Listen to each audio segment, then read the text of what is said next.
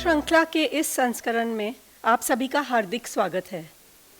जोधपुर के साहित्य जगत में अपनी पहचान बना चुके प्रभा खेतान फाउंडेशन के प्रयास कलम की प्रस्तुति कर रहे हैं प्रायोजक Shri cement, hospitality partner hotel Taj Hari Mahal और हम एहसास वुमेन ऑफ जोधपुर, सुषमा नीरज सेठिया, शैलजा सिंह और मैं प्रीति मेहता।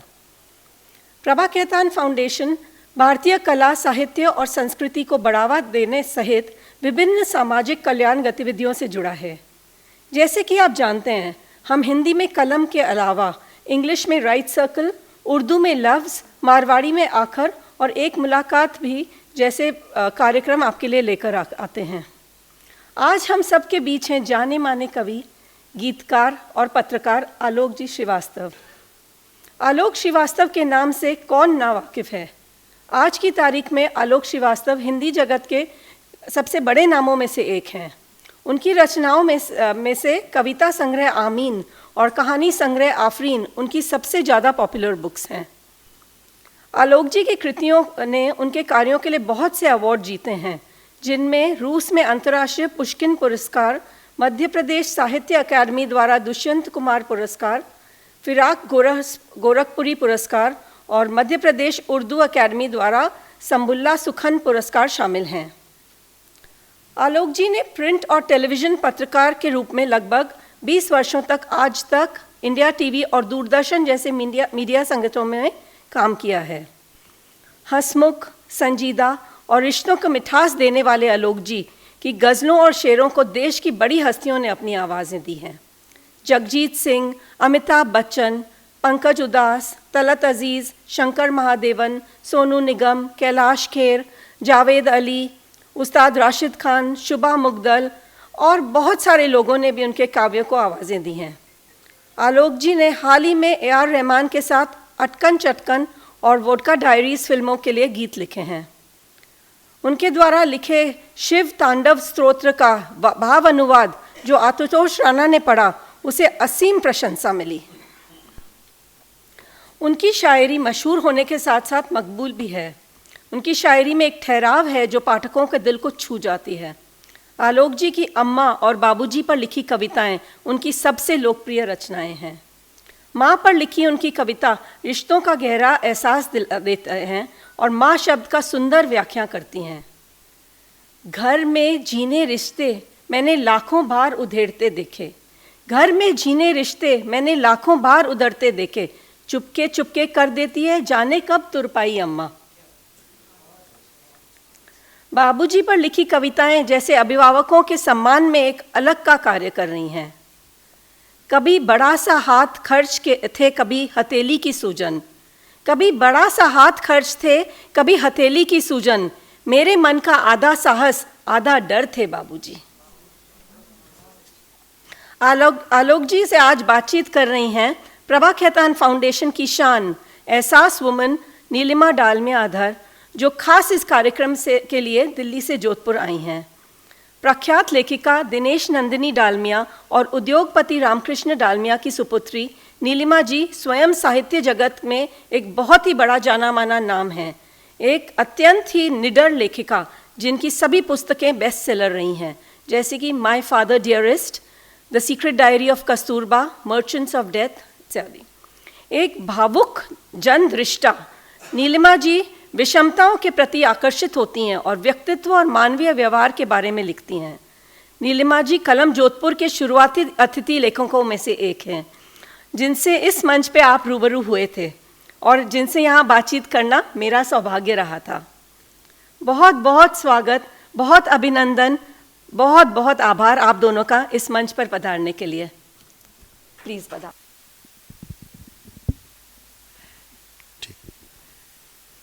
कभी तो आसमां से उतरे जाम हो जाए, तुम्हारे नाम की एक खूबसूरत शाम हो जाए। नमस्कार दोस्तों, आज की शाम जिसके नाम है, वो एक ऐसी शख्सियत हैं जो इस दौर के मशहूर लेखक, गीतकार और तजुर्बेकार पत्रकार भी हैं। आज की तारीख में हिंदी गज़ल की रचनाकारों में इनका नाम स्वर्ण अक्षरों में लिखा हुआ है। इनकी शायरी, जैसा कि प्रीति ने बताया, मशहूर भी है और मकबूल भी। इनकी कलम और सोच में ठहराव है, जैसा कि प्रीति ने कहा। इनकी कलम और सोच में ठहराव भी है और सरलता भी। इनकी रचनाएं दिल की गहराइयों को ऐसे छू जाती हैं तो पाठक ये समझने लगते हैं कि ये उनकी खुद की आवाज़ है और उतना ही गहराइयों को महसूस करने लगते हैं। ये हैं आलोक श्रीवास्तव जी के कलाम का जादू।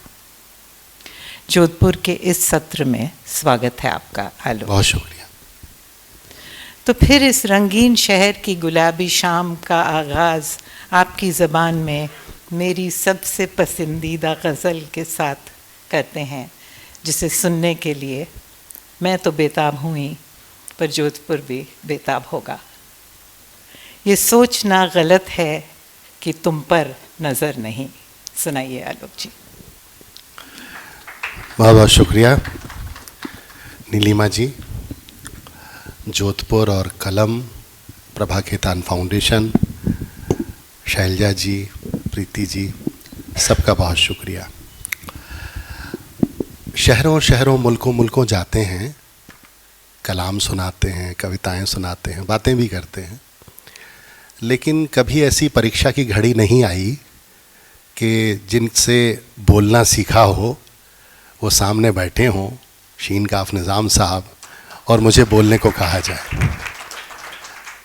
सबसे पहले आपकी ही नज़र सर एक शेर कि असर बुज़ुर्गों की नेमतों का हमारे अंदर से झांकता है।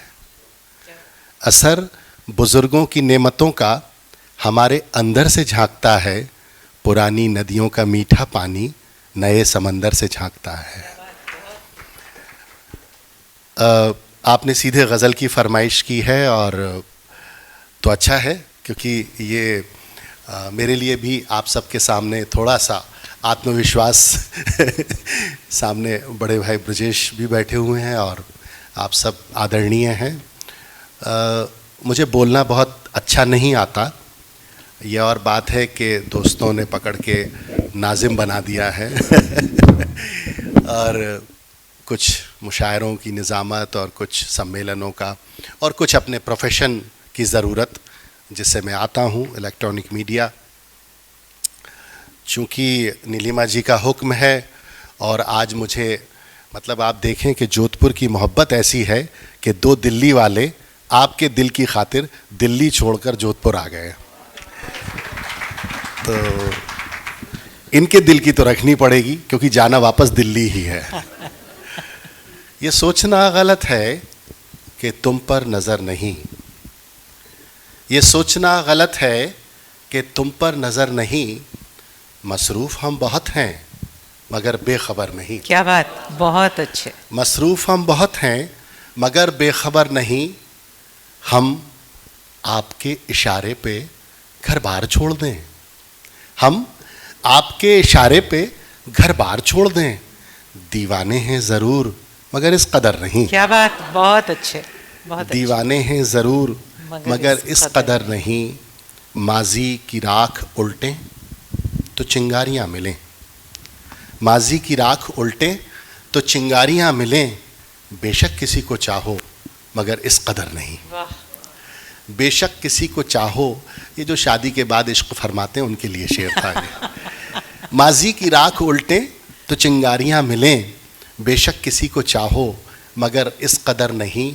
और एक ये शेर कि कितना जिएं, कहाँ से जिएं और किस लिए, कितना जिएं, कहाँ से जिएं और किस लिए, ये इख्तियार हम पे है तकदीर पर नहीं। क्या बात है, बहुत अच्छे।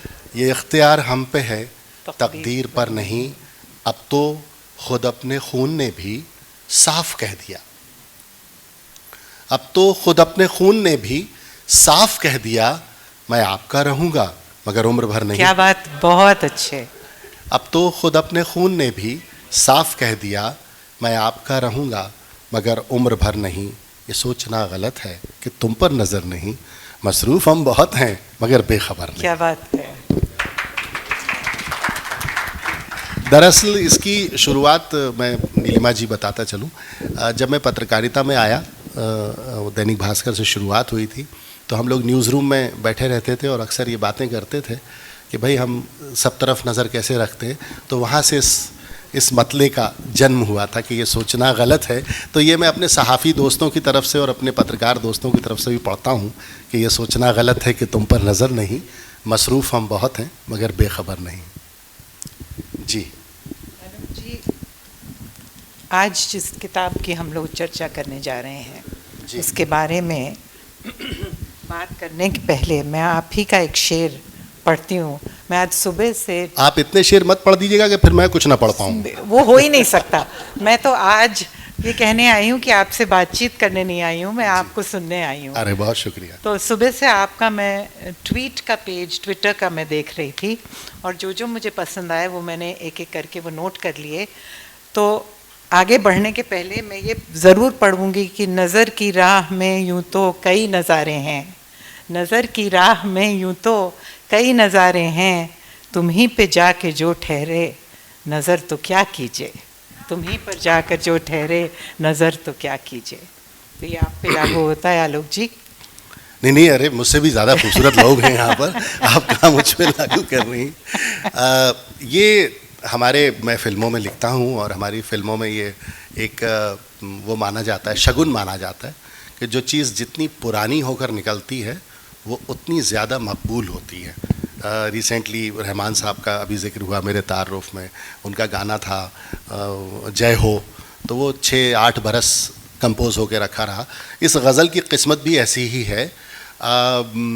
जब ये गाना आया बर्फ़ी फ़िल्म का कि फिर ले आया दिल बेकरार क्या कीजिए, तो मुझे रेखा भारद्वाज जी ने कहा कि आलोक मुझे एक गज़ल चाहिए जिसकी रदीफ़ क्या कीजिए हो। तो गालिब के यहाँ और फैज़ साहब के यहाँ तो है ही कि नज़र, तो मैंने कहा कि ठीक है ये कहा जाए। तो ये करीब 10 बरस पहले ये गज़ल हुई और होके फिर ये रखी रही। तो अभी इस वक्त दौरे हाजिर में जो गज़ल गायकी में और सिंगिंग में जो बहुत खूबसूरत आवाज़ हैं, प्रतिभा सिंह बघेल जी, उन्होंने इस गज़ल को गाया है। तो अगर आप इजाज़त दें तो जो शेर मुझे याद हैं वो मैं सुना देता हूँ कि वो मानता ही नहीं हम सफ़र तो क्या कीजिए। क्या बात है, बहुत अच्छे। वो मानता ही नहीं हम सफ़र तो क्या कीजिए, हर एक दुआ है अगर बेअसर तो क्या कीजिए। हर एक दुआ है अगर बेअसर तो क्या कीजिए, नज़र की राह में यूँ तो कई नज़ारे हैं, नज़र की राह में यूँ तो कई नज़ारे हैं, तुम ही पे जाके जो ठहरे नज़र तो क्या कीजिए, तुम ही पे जाके जो ठहरे नज़र तो क्या कीजिए। मैं हर शेर उधर ही नज़र करूँगा, मेरा तो काबा काशी वहीं है। अब आपने उनको सामने बिठा दिया है।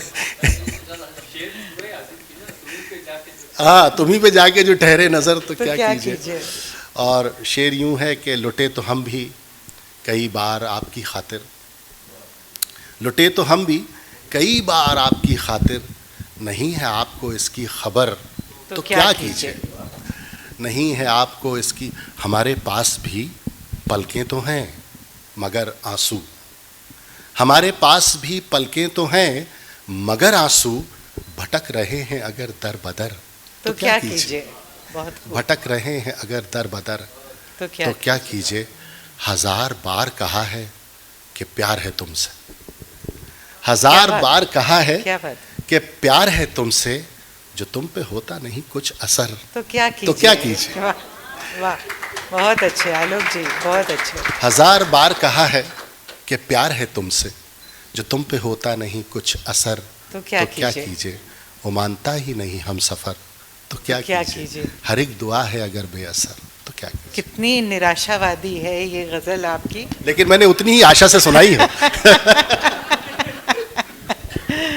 और इससे पहले कि आगे बढ़ें आलोक जी, मैंने कहीं ये पढ़ा था कि आपने बहुत बड़े 3 शायर हैं, बड़े नाम जिनके हैं साहित्य जगत में, उनकी किताबों को आपने एडिट किया। तो आमीन के बारे में बात करने से पहले वो मैं पूछना चाहूँगी। जी, मैं दरअसल मेरा तारुफ जब कराया जा रहा था तो एक छोटा सा हस्तक्षेप मैं करना चाहता था, लेकिन मैंने कहा मेरे हाथ में भी तो माइक आएगा तब बोलूँगा। तो मुझे ये खुशकिस्मती हासिल है, मुझे ये शरफ़ हासिल है कि मेरी जो अपब्रिंगिंग है, मेरी जो परवरिश है, वो ऐसे दरख्तों के साए में हुई है जो उर्दू के हम जैसे जितने छोटे छोटे चिराग हैं उनको अपनी दोनों हथेलियों से सहेज कर हवाओं से बचाए रहते हैं। तो शुरुआत तो ऐसे ही हुई थी कि हमारे जो क्लासिक्स हैं, अमीर खुसरो साहब, कबीर, गालिब, मीर, इनको पढ़ पढ़ के जितना देवनागरी में था, और मेरा शहर अपना उसमें मैं बहुत बड़ा उसका हिस्सा मानता हूँ, विदिशा का ख़ास तौर से, जहाँ बहुत बड़ी एक अदबी फ़िज़ा थी, जहाँ प्रोग्रेसिव राइटिंग मूवमेंट बहुत शबाब पर था। एक वक्त ऐसा था कि नागार्जुन भी वहाँ आते थे, एक वक्त ऐसा था कि शलभ श्री राम सिंह भी वहाँ थे, एक वक्त ऐसा था कि आप थोड़ा सा आगे बढ़ जाइए, भोपाल चले जाइए, तो भोपाल में उर्दू हिंदी की एक बहुत बड़ी फ़िज़ा थी। डॉक्टर बशीर बद्र वहाँ आ गए थे, उससे पहले भी बहुत ताज भोपाली साहब। तो उर्दू हिंदी जो है, जिस सूबे में या जिस इलाक़े में मैं पला बढ़ा, एक तो परिवार में बहुत थी, माँ जो थी वो उर्दू दाँ थी, चूँकि भोपाल से थी, उन दोनों को, मेरे वालिदैन को भी स्क्रिप्ट आती थी, रस्मुल ख़त आती थी, उनकी डायरियाँ आज भी घर में महफूज हैं, और पूरी की पूरी जो परवरिश हुई वो ऐसे हिंदी उर्दू के एक मुश्तरका माहौल में हुई। तो जब थोड़ा सा बड़ा हुआ तो सोहबतें, मैं अक्सर कहता हूँ कि मेरे अंदर अगर कोई मिठास है तो उस मिठास का जो सबसे बड़ा अर्क है वो सोहबतों के शहद का है। वाह, मुझे सोहबतें, मेरी खुशकिस्मती ये रही कि 17-18 बरस की उम्र में डॉक्टर बशीर बद्र साहब मिल गए, निदा फाजली साहब मिल गए, बम्बई गया तो गुलजार साहब की सरपरस्ती मिली, उनके साथ रहने, और उन्होंने आमीन का पेश लफ्ज़ भी लिखा है। तो उसी दौर में एक पब्लिकेशन हाउस हुआ करता था जो मध्य भारत का उस वक्त का सबसे बड़ा पब्लिकेशन हाउस था, रामकृष्ण प्रकाशन। वहाँ से कुछ किताबें शाये हुई, तो मैंने अली सरदार जाफ़री साहब की एक बड़ी तवील नज़्म है, नई दुनिया को सलाम, तो मुझे शरफ़ हासिल हुआ, खुशकिस्मती मेरी, कि मैं 15-20 रोज़ उनके घर में उनके साथ रहा, और मैंने उसको देवनागरी में, 1947 में जब जंग आज़ादी का जो माहौल था उस पर लिखी हुई वो नज़्म थी, और वो उर्दू में शाये हुई थी, और वो हिंदी में उसका प्रकाशन नहीं हुआ था, आउट ऑफ प्रिंट थी वो। तो नई दुनिया को सलाम जो है, हालांकि वो चूँकि तवील नज़्म है, लंबी नज़्म है, तो उसे आप एडिट करना नहीं कह सकते, लेकिन बहुत सारा कुछ उसमें अली सरदार जाफ़री साहब ने बदलाव किया था। ये 97 की बात है, 96 जब उन्हें ज्ञानपीठ दिया गया था तब ये प्रकाशित हुई थी। उसके बाद निदा फाजली साहब का एक पूरा संग्रह हम कदम के नाम से मैंने एडिट किया था, और ख़ुद मेरे गुरु तुल्य उस्ताद की तरह डॉक्टर बशीर बद्र साहब की 2 किताबें।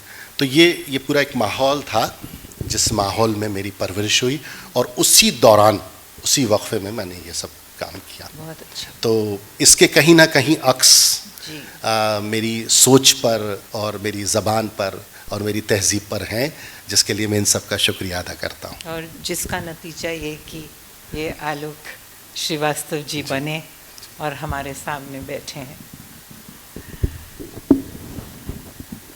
तो चलिए अब चर्चा करते हैं आज की किताब पर, आमीन।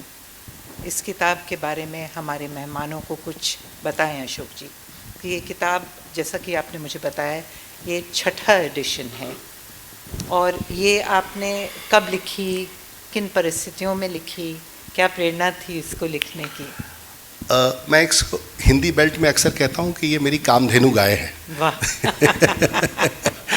इस पर मध्य प्रदेश साहित्य अकेडमी का दुष्यंत कुमार पुरस्कार मिला। उर्दू एकेडमी का जो अवार्ड मिला था उसका थोड़ा सा जिक्र गलत हो गया, शंभू दयाल सुखन अवार्ड उर्दू एकेडमी का। उसके बाद पुष्किन अवार्ड एक जो उसकी खुसूसियत ये है, उसकी खासियत ये है कि ये संग्रह वहाँ जाता है, इसकी कुछ प्रतिनिधि कविताओं को, रचनाओं को, गज़लों को रशियन में ट्रांसलेट किया जाता है, कुछ रचनाओं को, और उस तरह से फिर ये उसको अवार्ड दिया गया था।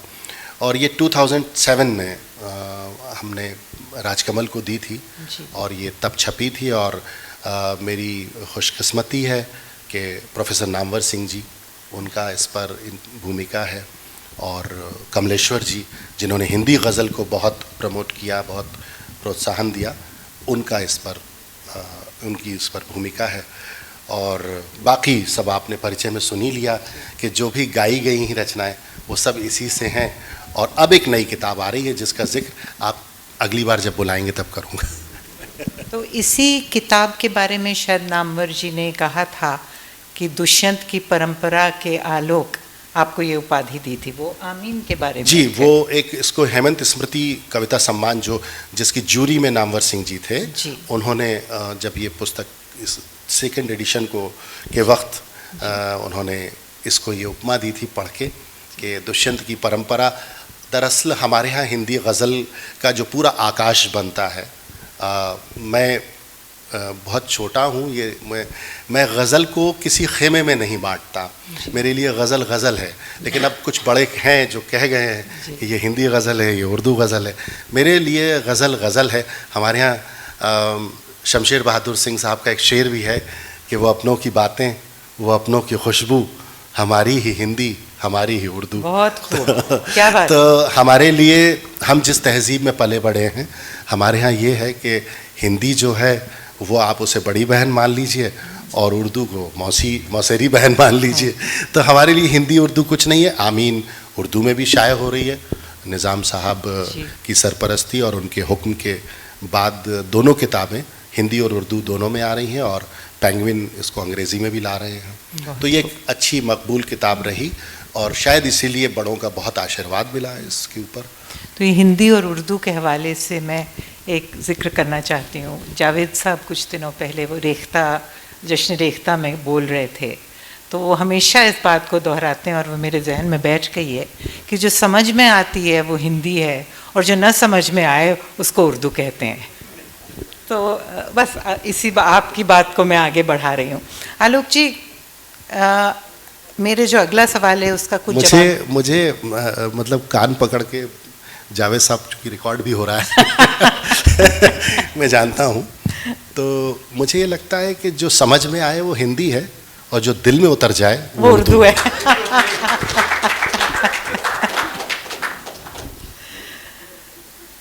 तो क्या मैं ये कह सकती हूँ कि हिंदी गज़ल लिखने की प्रथा सबसे पहले आपने शुरू की? जी बिल्कुल नहीं, कतई नहीं। हम कहाँ से चले आ रहे हैं, मतलब अगर मैं जिक्र करने चलूँ तो बहुत पीछे मुझे जाना पड़ेगा। ये आप मेरे लिए अगर ये कह सकते हैं तो ये कहिए कि हिंदी गज़ल का बिल्कुल बैक बेंचर जो होता है, सबसे अंतिम पंक्ति पर बैठा हुआ, जो खुशकिस्मती से जिसे अम्मा ने सुबह बड़ी सफ़ेद शर्ट पहना दी है तो वो थोड़ा सी चमक रही है पीछे से, बाकी और कुछ नहीं है। बैठा मैं सबसे पीछे की पंक्ति पर हूँ। और आज के दौर में ख़ास तौर से जो हमारे यहाँ उर्दू ज़बान से बाहर के लोग आ रहे हैं, नई नस्ल में ख़ास तौर से, जो वो पूरी तैयारी के साथ आ रहे हैं, पूरी अथॉरिटी के साथ आ रहे हैं, स्क्रिप्ट्स पढ़ के आ रहे हैं, उर्दू की स्क्रिप्ट पढ़ के आ रहे हैं, और ऐसे लोग जिनकी मादरी ज़बान उर्दू नहीं है वो आ रहे हैं। और वो हम तो कभी कभी उनको देखते हैं तो हफ्ते 15 दिन तक कुछ कह नहीं पाते क्योंकि इतनी मजबूत गज़लें वो कह रहे हैं और उनका कोई बैकग्राउंड नहीं है। वो कोई पंजाब से आ रहा है, कोई महाराष्ट्र से आ रहा है, कोई मध्य प्रदेश से आ रहा है, और सब 25-25, 26-26, 30-30 साल के। अभी आपने जिस जश्न का जिक्र किया उस जश्न में ही आप देखिए कि जो नौबहार आ रही है गज़ल में, उसको इससे कोई वो नहीं है। हम तो फिर भी एक हिंदी उर्दू की तहजीब में पाले पोसे गए, लेकिन वो तो खालिस उर्दू की तहजीब में पल रहे हैं। और कोई पंजाबी है, कोई कायस्थ है, कोई पंडित है, लेकिन वो उर्दू स्क्रिप्ट के साथ और उर्दू गज़लों के साथ वो पूरी तैयारी से आ रहे हैं। तो वो मैं समझता हूँ उनकी जानिब से भी अगर मैं कहूँ तो वो भी हिंदी उर्दू के चक्कर में नहीं पड़ते। ये हमारे यहाँ एक पता नहीं क्यों, मतलब with all regards to my seniors, but ये हमारे यहाँ एक अजीब तरह का वो है कि हिंदी गज़ल, उर्दू गज़ल, गज़ल सिर्फ गज़ल है। जी मेरा अगला सवाल यही था कि हिंदी और उर्दू का जो फासला आपने इतनी खूबसूरती से नेविगेट किया। नेविगेट का मुझे उर्दू वर्ड समझ में नहीं आ रहा था और हिंदी मुझे मिली नहीं, तो आपको मालूम हो तो मुझे बता दीजिए। इतनी अच्छी अंग्रेज़ी तो मेरी भी नहीं है मैं ये समझा सकता हूँ कि मैंने तय किया तो जो आपने इस खूबी, इस आसानी, इस खूबसूरती से हिंदी और उर्दू का जो फासला आपने तय किया और जो आपकी रचनाएं हैं, मतलब कि उनको पढ़ के ना, तो ये तो खैर है ही कि वो दिल में ऐसे छू जाती हैं कि हर एक को लगता है कि मेरी ही आवाज़ है, मेरी सोच है, मेरी भावना है, मैं भी लिख सकती हूँ। मेरे दिमाग में आपकी कई पढ़ के आया कि मैं भी लिखने का साहस कर सकती हूँ। बहुत अच्छी बात है। हमने सर जैसे सीनियर्स से को देखकर लिखना सीखा। अगर आप हमें देखकर लिखना सीख रही हैं तो उन्हीं का भला है, तो उनका खानदान बढ़ रहा है। तो मैं आपसे ये पूछ रही हूँ कि आपके सबसे पहली रचना कौन सी थी, अगर याद हो तो उसको सुनाएं। वो कॉलेज के दिन भैया टेबल बजा बजा के जो रचनाएं होती थी और किसी एक ख़ास शख्स को इम्प्रेस करने के लिए तो उसके एक दो शेर मुझे याद हैं। बाद में मेरे बड़ों ने, सीनियर्स ने उसकी तरमीम कर दी, इस्लाह कर दी।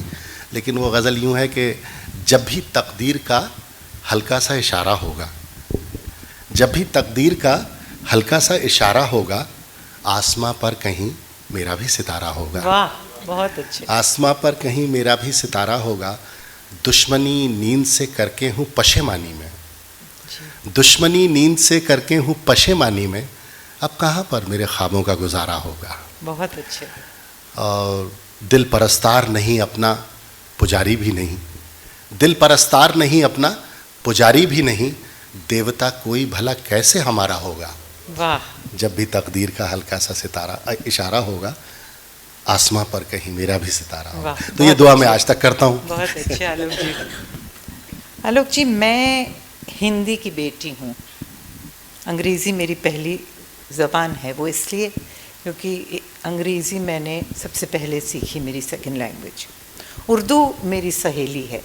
क्या बात। उसको मैंने गुलाब की पंखुड़ियों की तरह किताब के पन्नों में बहुत प्यार से संजो के रखा है। फिर एक रोज़ एक बहुत दिल फेंक से उर्दू के विद्वान ने मुझसे कहा कि अगर इश्क करना है तो उर्दू सीख लीजिए, और अगर उर्दू सीखनी है तो इश्क कर लीजिए।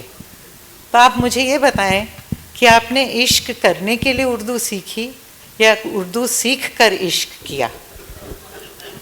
आपने एक बहुत गलत शायर से एक सही सवाल कर लिया।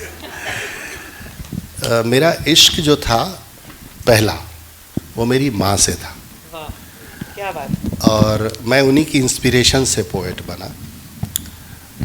मेरे घर में मेरी माँ शासकीय सेवा में थी, मेरे वालिद, मेरे पिता, वो भी अधिकारी थे शासन में। 3 बड़े भाई क्लास 1 ऑफिसर, सब कोई डायरेक्टर था ट्रेजरी में, कोई बैंक मैनेजर था। मेरी जो सिस्टर थी उनके हस्बैंड भी बैंक में। एक मैं ही, जिसको माँ, हमारे मध्य प्रदेश में एक शब्द है मत को मेरा यानी किसी काम का नहीं। तो एक मुझे ही ये वो लग गया था, और उसके पीछे मेरे घर का माहौल था। और एक फैमिली थी जिसका मैं अक्सर जिक्र करता हूँ, चौधरी निसार मालवी, जिनके यहाँ हम लोगों का आना जाना था। और मेरे बड़े भाई उनकी बच्चियों से और निसार भाई मेरी सिस्टर से करीब 45 बरस से राखी डोरे का संबंध रखे हुए हैं। तो एक बड़ी मतलब जिसको मैंने पहले भी जिक्र किया कि आप जिस आबो हवा में पलते हैं, जिस माहौल को आप देखते हैं। मैं ऐसे बहुत सारे बच्चों को जानता हूँ, मेरे बेटे को म्यूज़िक सिखाने आते हैं मुरादाबाद घराने के लोग। उनके यहाँ 5-5, 7-7, 8-8 साल के बच्चे सुर में गाते हैं, क्योंकि सुबह वो रियाज से, उनका आगाज़ ही दिन का रियाज से होता है। तो मेरे घर में भी मेरे बड़े भाई जो थे आनंद श्रीवास्तव मरहूम, वो सहर के नाम से लिखते थे और बहुत अच्छे गीतकार थे हमारे समय के। अनफॉर्चुनेटली अभी 2 बरस पहले उनका देहांत हो गया। तो उन्होंने एक फ़िज़ा बना रखी थी। फिर निसार भाई का घर आना, वो हमारे शहर के उस्ताद शायरों में उनका शुमार होता है। तो वो हिंदी उर्दू की एक फ़िज़ा घर के अंदर थी। इश्क था, कल्चर से था, ज़बान से था, तहज़ीब से था। उसी ने फिर ये इस तरफ किया। और एक दफ़ा ये भी हुआ कि बहुत रात लौटे, क्योंकि भोपाल और विदिशा का फ़ासला कोई घंटे 2 घंटे का होता था। और अच्छे बड़े जो प्रोग्राम होते थे वो या तो भारत भवन में होते थे या रविंद्र भवन में होते थे। बड़े मुशायरे हो रहे हैं तो उन्हें सुनने जा रहे हैं। रात को लौटे तो दूसरे दिन कॉलेज या स्कूल नहीं गए। तो सुबह वो जो मानव अधिकार आयोग तो अब हो गया है, पहले एक ही अधिकार आयोग होता था, जूता अधिकार आयोग। तो उससे पूरा सांवला रंग जो है वो सवेरे सवेरे लाल पीला हुआ। तो जब रोते हुए माँ के पास गए और वो 17-18 बरस की उम्र थी, मैंने कहा ये देखिए जो कहते हैं वो हम करेंगे, ये कहते हैं पढ़ो हम पढ़ेंगे, लेकिन हम बनेंगे राइटर ही। वाह। और चाहे कुछ हो जाए। तो मेरी माँ, मैंने जैसा जिक्र किया कि वो बहुत अच्छी उर्दू की उनकी ज़बान थी। हमारे यहाँ ज़बान उन्हीं से आई क्योंकि वो भोपाल, खालिस भोपाल की थी वो। तो उन्होंने सिर्फ एक ही लफ्ज़ बोला मेरे इस इसरार पर, मेरी इस ज़िद पर, जब मैंने कहा कि मैं राइटर ही बनूंगा, मेरी किताबें छपेंगी और मुझे बड़े बड़े गुलकार गाएंगे, तो उन्होंने कहा आमीन। बहुत खूब, बहुत तो इस तरह मेरी शुरुआत हुई और मेरी माँ ने मुझे बहुत पैम्पर किया। उसके बाद तो पत्नी और बच्चा सब, पूरा परिवार फिर उस तरह से। और जब 93 में 94 में जब काम सामने आने लगा, हिंदी के पत्र पत्रिकाओं में छपने लगे, रिसालों में छपने लगे और कुछ लोग गाने लगे जिनका नाम अभी लिया गया, तो फिर पिताजी भी जो हैं वो कि हाँ बच्चा जो है वो सही दिशा में जा रहा है, तो अब इसको ये करने दिया जाए। तो ऐसे शुरुआत हुई मेरी। तो फिर माँ और बाबूजी का जिक्र हो रहा है, तो फिर उन पे लिखी हुई जो आपकी अद्भुत कविताएं दोनों ही सुनाइए। है वक्त हमारे पास? नहीं, वक्त की बात नहीं है। मतलब वो इतनी बार सुना दी गई है कि मुझे लगता है कि मैं कुछ नया सुनाऊं। सामने बैठे हैं निज़ाम साहब, तो मेरी इस्लाह भी हो जाएगी। और रहा सवाल आपका, आप ये ज़रूर कह रही हैं, मैं आधा घंटे से लगभग आपको सुन रहा हूँ, आप कह रही हैं कि आपकी इंग्लिश फर्स्ट लैंग्वेज है। मुझे तो एक शेर आपकी नज़र करने का जी कर रहा है कि बात करो तो लफ्ज़ों से भी खुशबू आती है। क्या बात, क्या बात। बात करो तो लफ्ज़ों से भी खुशबू आती है, लगता है इस लड़की को भी उर्दू आती है। क्या बात है। हमने भी तो दिल जीते हैं मीठे लफ्ज़ों से, हमने भी तो दिल जीते हैं मीठे लफ्ज़ों से, हम कायस्तों को भी थोड़ी उर्दू आती है। बहुत खूब, बहुत खूब। तो माँ बाबूजी का थोड़ा सा दो शेर सुना। मैं सुनाता हूँ और इन रचनाओं ने वाकई मुझे एक अलग तरह की पहचान दी। वो यूँ है सर कि पहले कुछ शेर सुने जो पिता के हवाले से हैं कि धड़कते सांस लेते रुकते चलते मैंने देखा है, धड़कते सांस लेते रुकते चलते मैंने देखा है, कोई तो है जिसे अपने में पलते मैंने देखा। वाह, बहुत अच्छे। कोई तो है जिसे अपने में पलते मैंने देखा है, तुम्हारे खून से मेरी रगों में ख्वाब रोशन है, तुम्हारे खून से मेरी रगों में ख्वाब रोशन है, तुम्हारी आदतों में खुद को ढलते मैंने देखा। बहुत खूब। तुम्हारी आदतों में खुद को ढलते मैंने देखा है, मुझे मालूम है उनकी दुआएं साथ चलती हैं, मुझे मालूम है उनकी दुआएं साथ चलती हैं, सफ़र की मुश्किलों को हाथ मलते मैंने देखा है। घर की बुनियादें दीवारें बामोदर थे बाबूजी, घर की बुनियादें दीवारें बामोदर थे बाबूजी, सबको बांधे रखने वाला ख़ास हुनर थे बाबूजी। बहुत खूब। सबको बांधे रखने वाला ख़ास हुनर थे बाबूजी। हमारे शास्त्रों में 3 लोगों का जिक्र आया है जी। 3 मोहल्लों में उन जैसी कद काठी का कोई न था, 3 मोहल्लों में उन जैसी कद काठी का कोई न था, अच्छे खासे ऊंचे पूरे कद्दावर थे बाबूजी। बहुत खूब। अच्छे खासे ऊंचे पूरे कद्दावर थे बाबूजी, उनकी ही आवाज़ हमें हर सुबह जगाया करती थी, उनकी ही आवाज़ हमें हर सुबह जगाया करती थी, सारे घर का अनुशासन थे, सारा घर थे बाबूजी। बहुत अच्छे। सारे घर का अनुशासन थे, सारा घर थे बाबूजी। और शेर यूं है कि अब तो उस सूने माथे पर कोरेपन की चादर है, जिन्होंने अपने पिता को पहले जाते देखा होगा उनके लिए। अब तो सूने माथे पर कोरेपन की चादर है, अम्मा जी की सारी सजधज सब जेवर थे बाबूजी। क्या बात। बहुत। अम्मा जी की सारी सजधज सब जेवर थे बाबूजी, कभी बड़ा सा हाथ खर्च थे, कभी हथेली की सूजन। कभी बड़ा सा हाथ खर्च थे, कभी हथेली की सूजन। मेरे मन का आधा साहस आधा डर थे बाबूजी। बहुत अच्छे, बहुत अच्छे। मेरे मन का बहुत आधा खूब। साहस। धूप हुई तो आंचल बनकर कोने कोने छाई अम्मा। धूप हुई तो आंचल बनकर कोने कोने छाई अम्मा।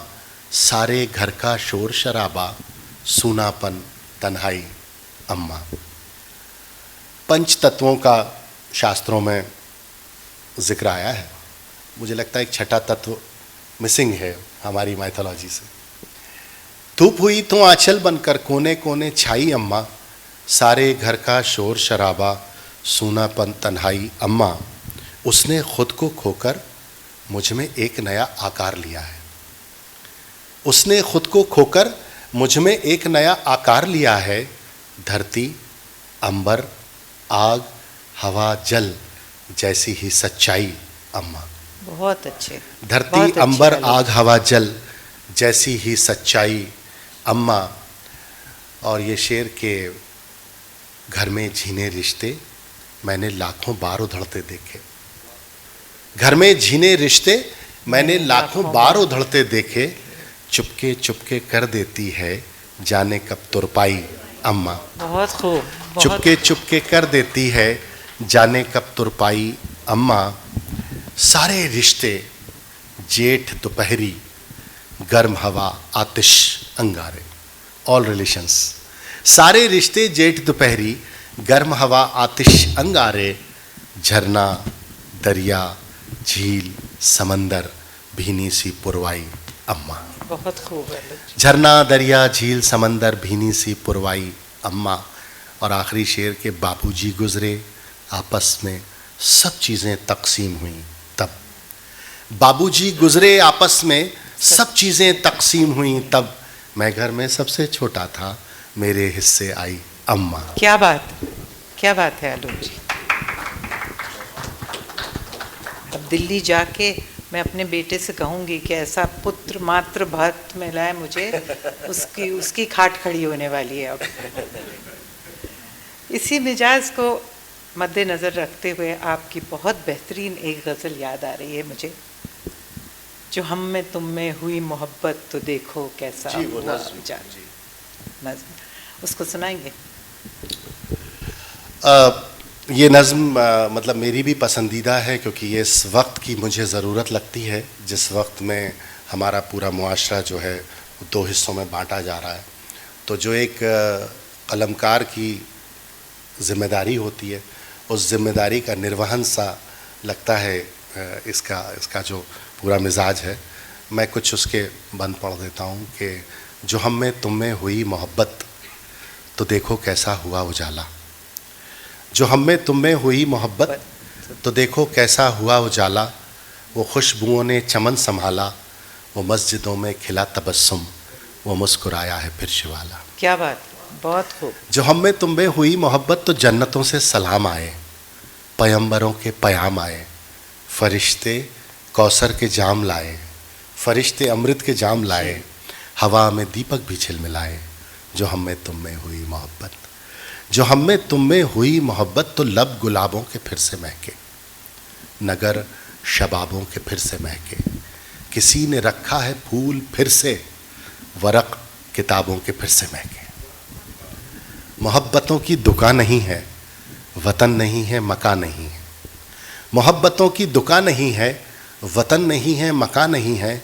कदम का मीलों निशा नहीं है, मगर बताइए कहाँ नहीं। क्या बात है, क्या बात है। मोहब्बतों की दुकान नहीं है, वतन नहीं है, मकान नहीं है। कदम का मीलों निशा नहीं है, मगर बताइए कहाँ नहीं है। कहीं ये गीता, कहीं ये कुरान, कहीं ये गीता, कहीं ये कुरान, कहीं पे पूजा अजान है ये। सदाकतों की, सच्चाइयों की, सदाकतों की ज़ुबान है ये। खुला खुला आसमान है ये। सदाकतों की ज़ुबान है ये, खुला खुला आसमान है ये। तरक्कियों का समाज जागा के बालियों में अनाज जागा। वाह। तरक्कियों का समाज जागा के बालियों में अनाज जागा। कबूल होने लगी है मन्नत, धरा को तकने लगी है जन्नत, जो हम में तुम में हुई मोहब्बत। बहुत खूब, बहुत खूब आलोक जी, बहुत खूब, बहुत आनंद आया इसमें। पहले ये बताइए आलोक जी कि आपको इतने सब अपने ये सब क्रिएशंस, ये सब याद है कंठस्थ, एक बटन दबा के जैसे कंप्यूटर से निकल रहा है ये आप क्या खाते हैं? अब अगर आप शहद से ये पूछेंगे कि उसके अंदर मिठास कैसे आई, तो वो क्या जवाब देगा? जो शख्स दिन रात जिस पैशन में डूबा रहता है, और मेरी तो खुशकिस्मती, मैंने जैसा जिक्र किया कि मेरे बड़ों का आशीर्वाद कहिए, ऊपर वाले का करम, कि मेरा पेशा भी वही है जो मेरा पैशन है। तो फिर वो पेशा नहीं रह जाता, तो वो पेशा नहीं रह जाता, जी, पैशन बन जाता है, तो इसलिए वो याद रह जाता है। मैं भी बहुत कोशिश करती हूँ, पेशा भी पैशन भी सब मिला के देखा, याद नहीं रहता लेकिन आइए अब जिक्र करें आपकी ऐसी एक अद्भुत रचना का जिसे आशुतोष राणा जी ने स्वर दिया और सारी दुनिया में करोड़ों लोगों ने सुना और सराहा। आपकी अलौकिक कृति शिव तांडव, मैं अटक रही हूँ मैं बोल देता हूँ आपकी तरफ से, शिव तांडव स्तोत्र का जो आपने भावानुभाव किया, भावानुवाद किया, तो मैं गुस्ताखी करूंगी। शिव तांडव स्तोत्र रावण जी उनकी रचना है, उनके द्वारा विरचित। और रावण के बारे में उनके दो पहलू हैं, क्रूरता भी है और विद्वत्ता भी है। तो माफ़ कीजिएगा, रावण की विद्वत्ता के हवाले से इस युग का अगर मैं आपको रावण कहूँ तो गुस्सा की नहीं होगी है। नहीं, मैं बिल्कुल इसलिए बुरा नहीं मानूंगा क्योंकि वो रावण ही थे जी, जिनसे प्रभु राम ने अपने भाई लक्ष्मण से कहा था, जो हमारे शास्त्रों में प्रसंग मिलता है कि अब ये मृत्यु को प्राप्त हो रहे हैं और इनसे नीति का ज्ञान लो। तो जिसको प्रभु राम ने स्वयं प्रणाम किया हो, उसकी उपमा मुझे मिलती है, तो इससे बड़ा और क्या मेरे लिए पुरस्कार होगा।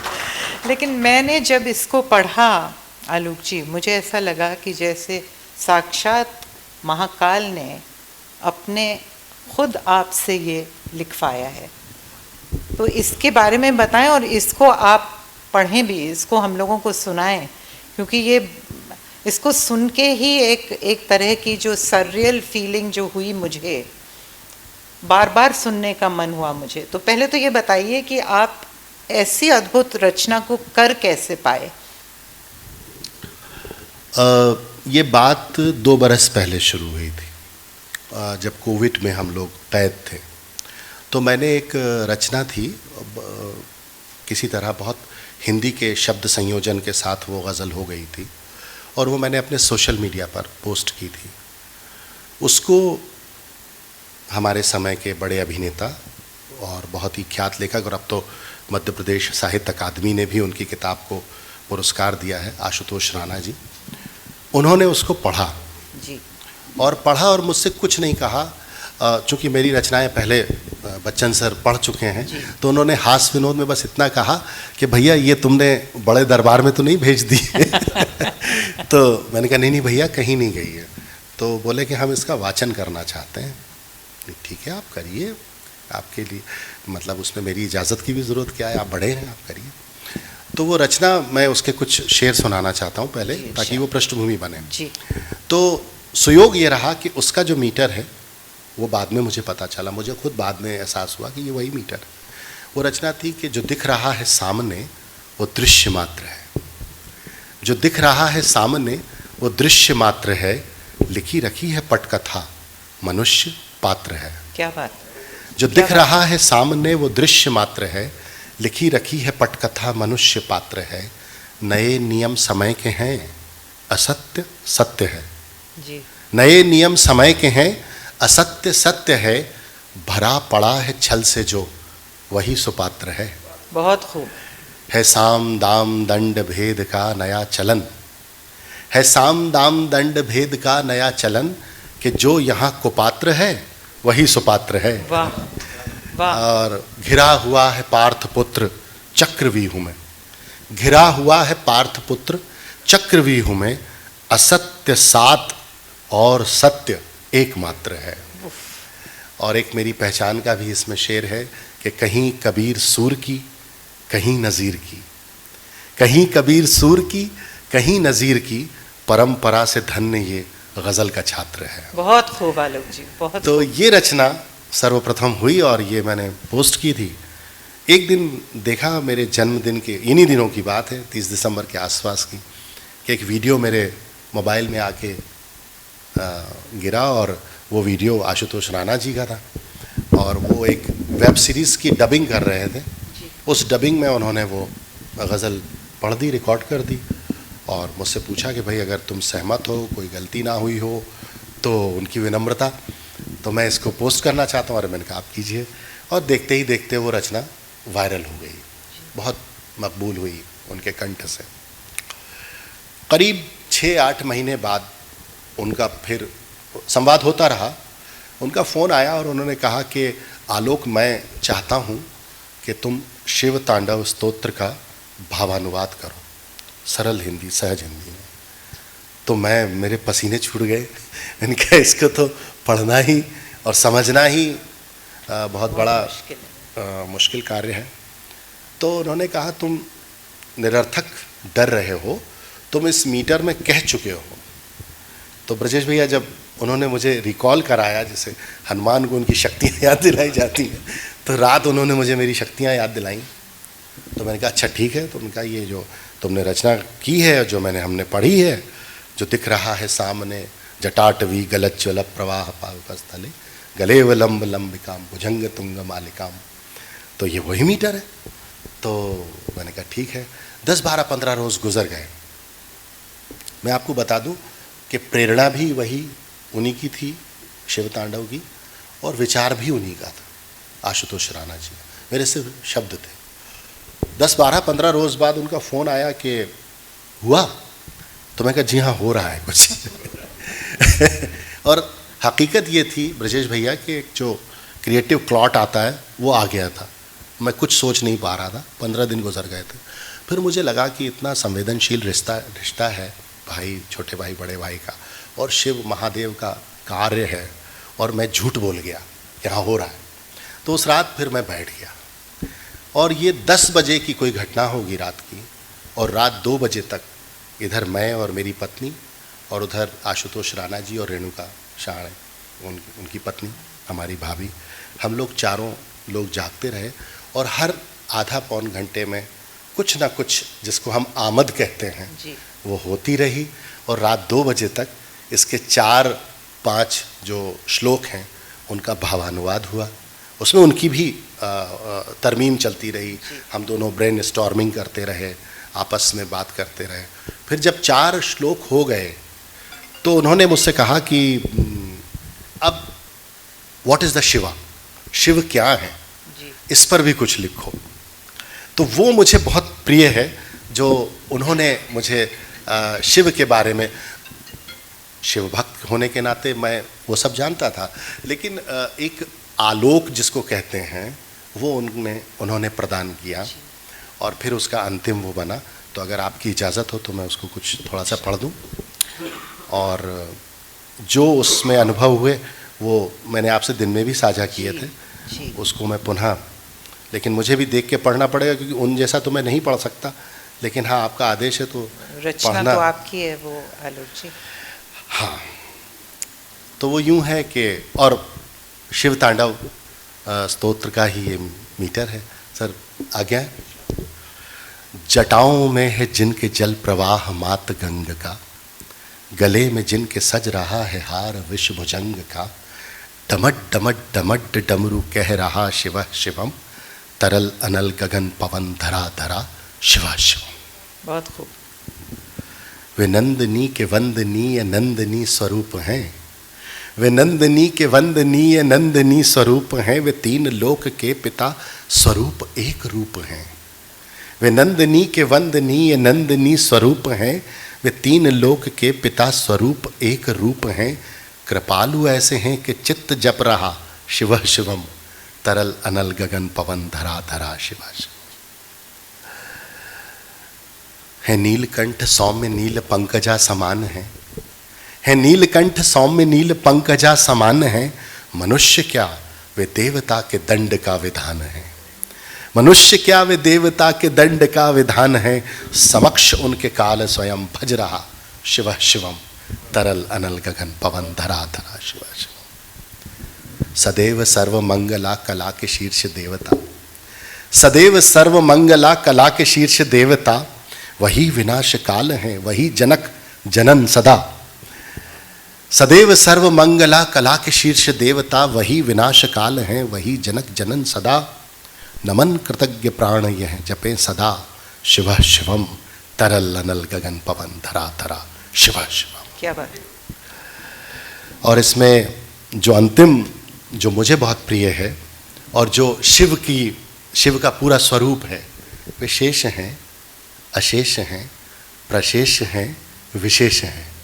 बहुत खूब। विशेष हैं, अशेष हैं, प्रशेष हैं, विशेष हैं। आलोक ने रख लिया तो आलोकेश्वर हो गए जी। नीलिमा ने रख लिया तो नीलिमेश्वर हो गए। वाह। पीपल के नीचे बिठा दीजिए तो पीपलेश्वर हो गए। जटाओं से निकले तो जटाशंकर हो गए।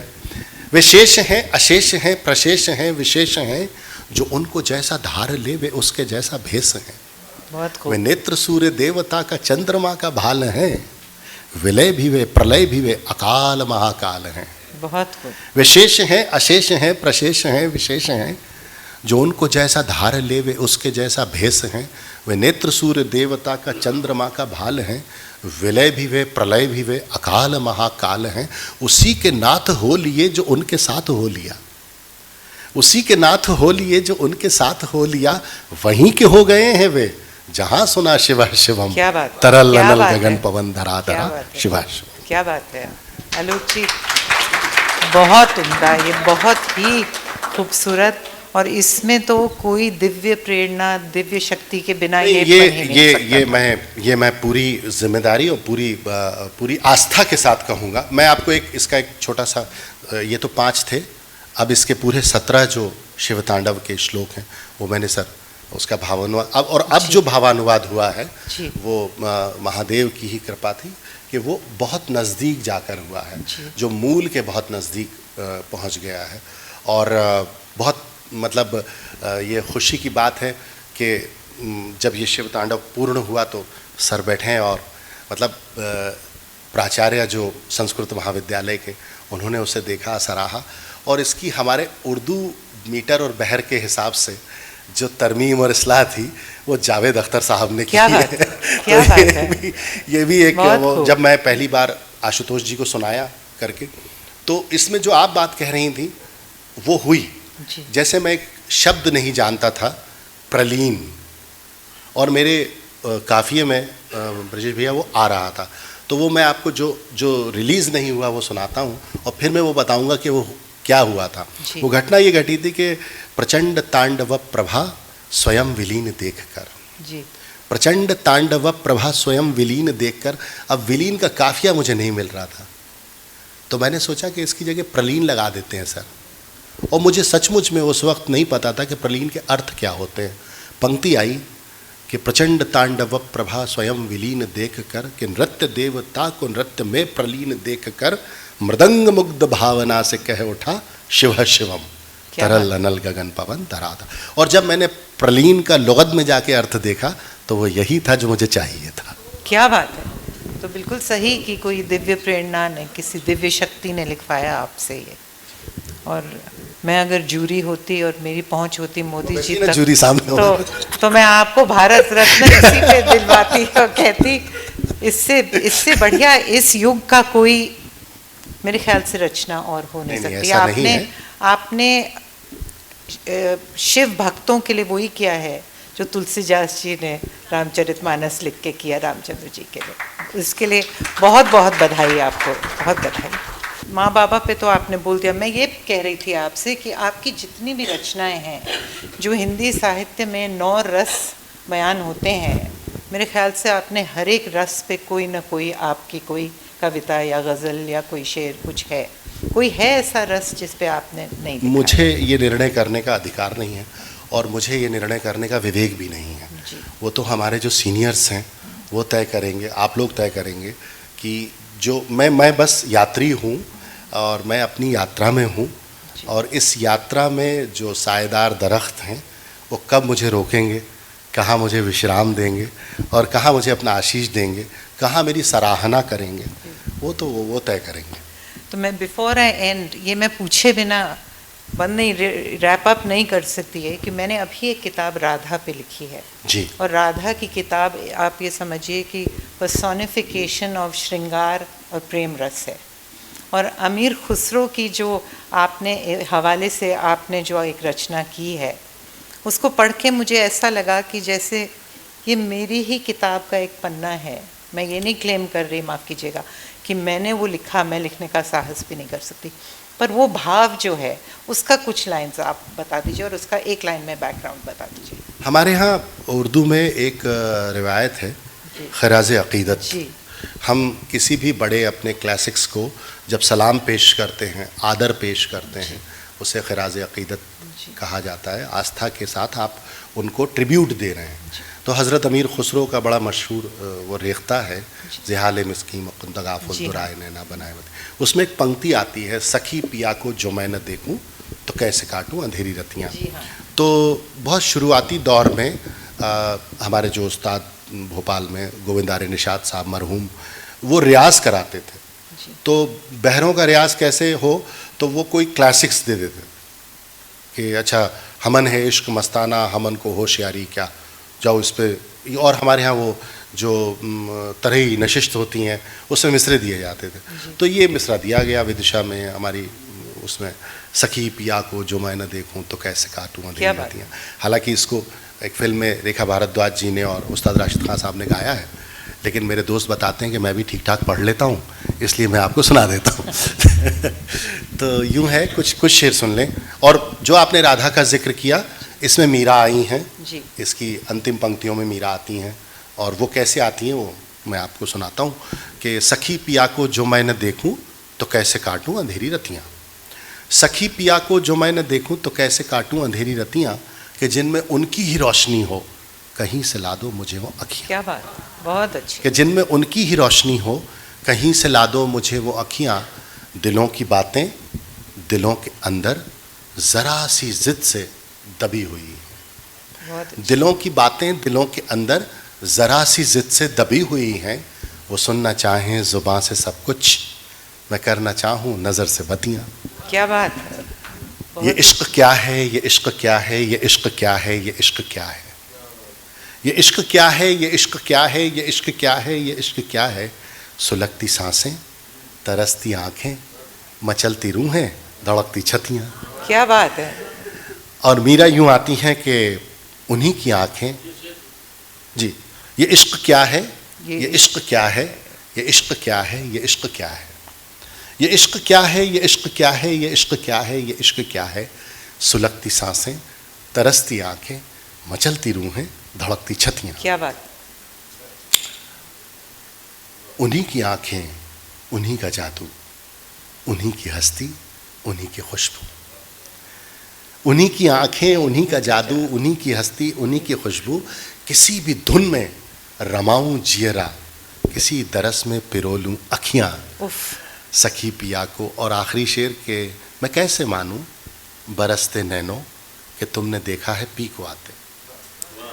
मैं कैसे मानूं बरसते नैनों कि तुमने देखा है पी को आते। न काग बोले, न मोर नाचे, न कूकी कोयल, न चटकी कलियां। क्या बात है, क्या बात है आलोक जी, बहुत खूब, बहुत खूब जी। मैं कैसे मानूं बरसते नैनों कि तुमने देखा है पी को आते। न काग बोले, न मोर नाचे, न कूकी कोयल, न चटकी कलियां। सखी पिया को जो मैं न देखूं तो कैसे काटूं अंधेरी रतियां। एक की मैं और इजाज़त लूँगा आपसे, वो ये कि हमन है इश्क मस्ताना, हमन को होशियारी क्या। तो ये भी हमें रियाजत के तौर पे मिला। हमन है इश्क मस्ताना, हमन को होशियारी क्या। तो मैंने थोड़ी शरारत की, मैंने सोचा कि अगर कबीर हमारे दौर में होते और डीयू में पढ़ रहे होते तो हमन है इश्क मस्ताना, हमन को होशियारी क्या, गुजारी होशियारी से जवानी फिर गुजारी क्या।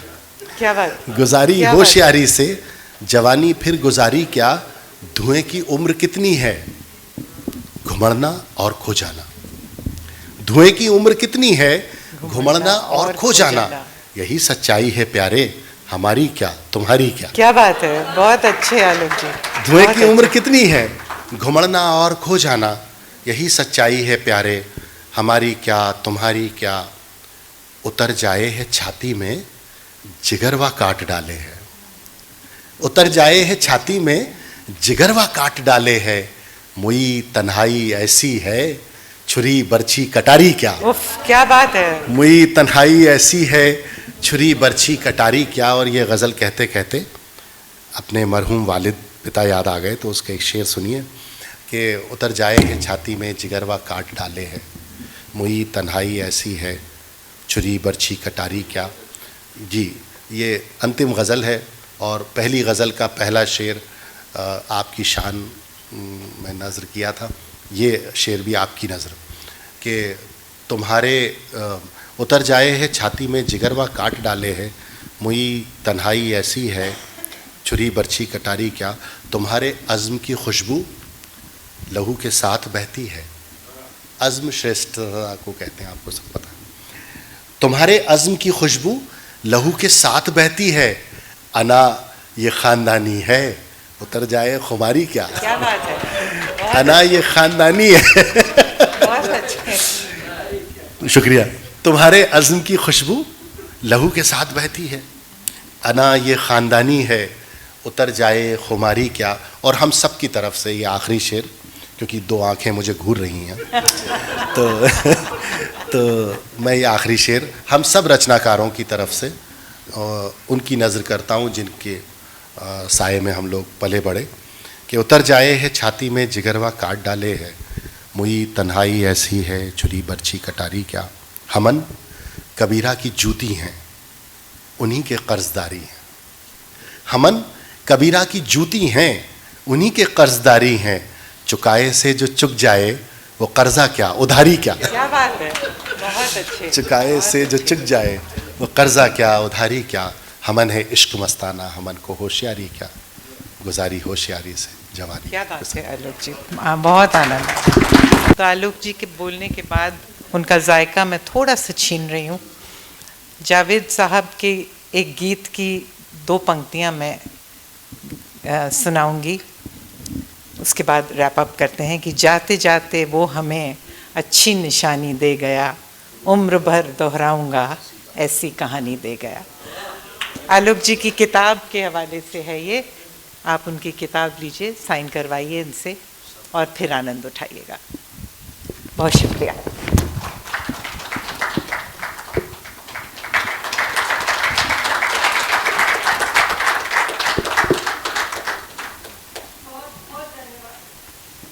बहुत धन्यवाद आलोक जी, आपने इतनी खूबसूरत शाम सजाई। क्या कहूँ, बस लगता है शाम यूं ही चलती रहे, लेकिन हमें रैप अप करना ही पड़ा। कम उम्र में लंबा सफ़र और सरल भाषा में इतनी गहराई के शब्द, वाह! आपने अपनी बातों से हमारा मन मोह लिया। Thank you. आज का सेशन हम सबको लंबे समय तक याद रहेगा। आपके ही शब्दों में, हर वक्त फ़िज़ाओं में महसूस करोगे तुम, हर वक्त फ़िज़ाओं में महसूस करोगे तुम, मैं प्यार की खुशबू हूँ, महकूंगा ज़मानों तक। अच्छा, आप कितनी कॉन्फिडेंट थी, आप लिख के लाई हैं और आपको पता था कि ये सेशन अच्छा होगा।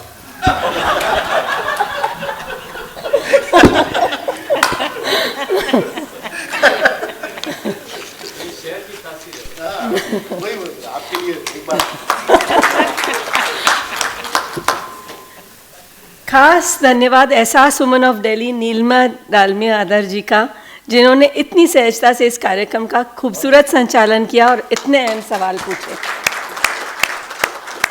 जोरदार तालियों से दोनों का अभिनंदन। धन्यवाद आप सभी दर्शकों का भी, जिन्होंने आज के कार्यक्रम में इतनी पेशेंस और इंटरेस्ट के साथ भाग लिया।